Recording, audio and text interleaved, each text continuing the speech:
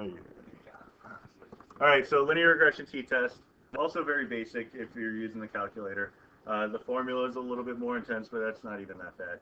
We're testing the claim of a linear relationship between the number of wins and money earned at the 0.05 level. Now, in real life, if you're doing a problem like this, of course, in real life, you wouldn't be doing problems like this. But if, I don't know, if something happened that required you to do a linear correlation t-test at that moment spontaneously, you wouldn't use a calculator.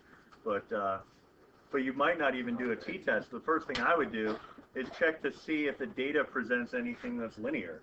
All right, so we can do zoom 9. That looks linear. You know, if you get the scatter plot and it looks like, maybe it's linear, I'm not too sure, then maybe you look at the residual plot. Remember, that's a thing. So you're going to need to know that for the AP. But this looks sufficiently linear. There's a little wiggle here. So maybe it's a polynomial function of some kind, but it does satisfy the requirement of looking linear, and the residuals would bear that out also. All right, but anyway, the question is linear relationship.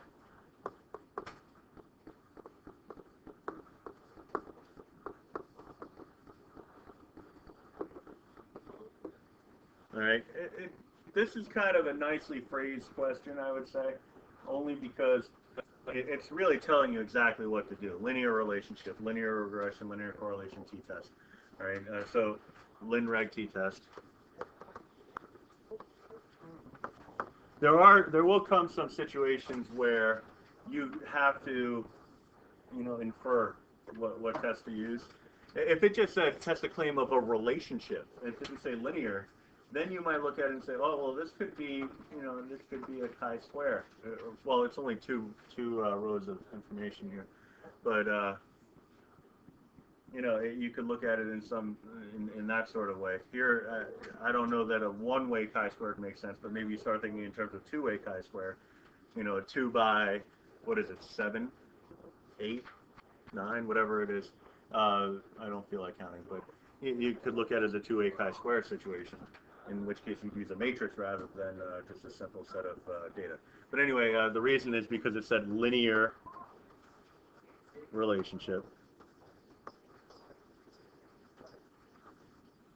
All right, assumptions, correlation, the last one on the list there, correlation Pearson R. All right, the R value, the correlation coefficient, is also known as the Pearson's product moment correlation coefficient.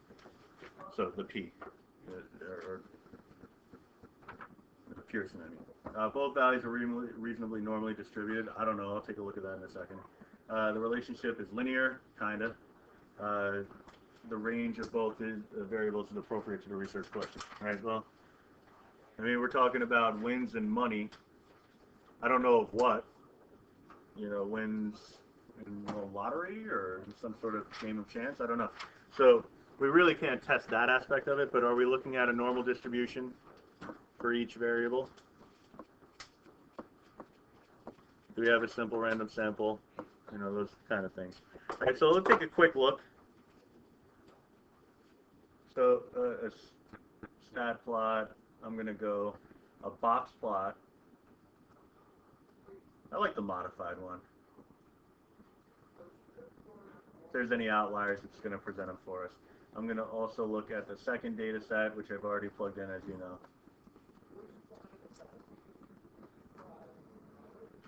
All right, so I want to make sure my plots are on. They're both on. Zoom 9. Okay, yeah, that doesn't look even close to normal. But all right, so we know that we're going to be a little bit suspicious of our results here. So the test.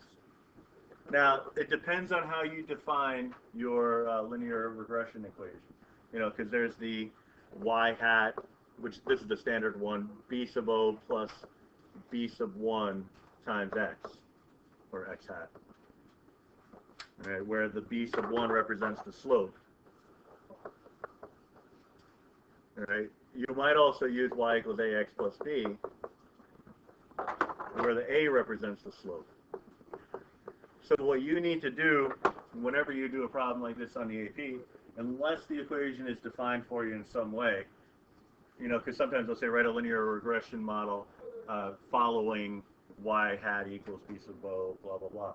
But if you have a choice, decide which one you're going to use, and then base your null hypothesis off of that, right? So I'm going to do the b1, b sub 1 is equal to 0, b sub 1 is not equal to 0, indicating a relationship. Right? You could always, for a linear regression t-test, you could always use the correlation, the word correlation. You could say there is no correlation for b sub o. There is some correlation for b sub 1. All right.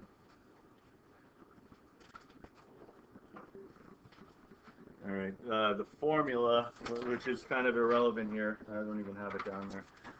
And that's one of those things that I always have to look up anyway. But this is a two-tail test.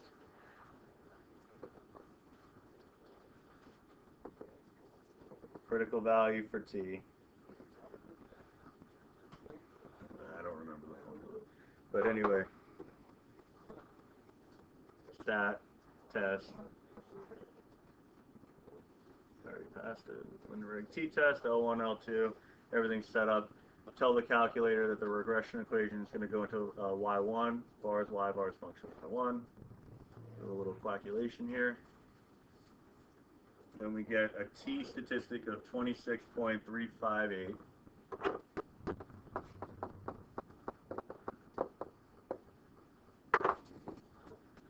And the p-value of, well, scientific notation, so that's a definite rejection. So we'll say 2.9 times 10 to the negative 8. All right, that's 3 significant. Even though the 0 isn't there, it's still sufficient. All right, so there is sufficient evidence to reject the claim that the slope of the linear model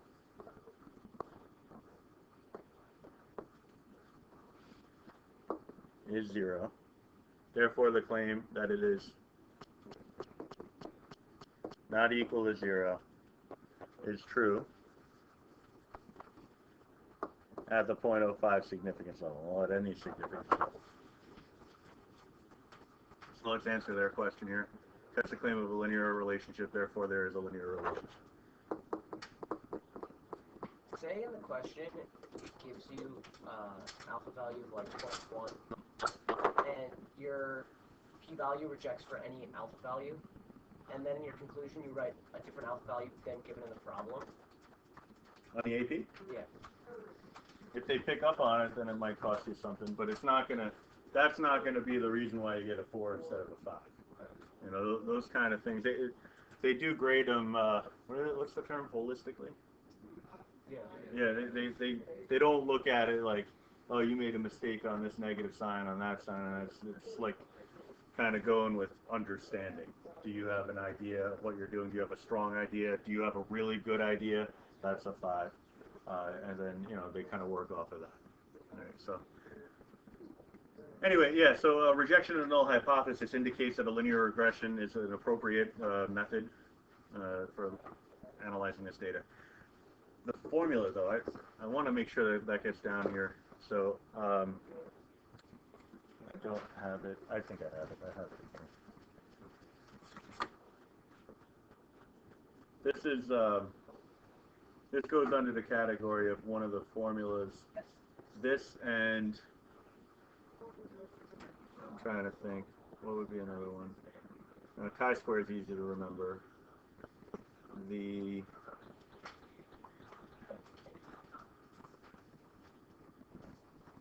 Nova doesn't have a formula.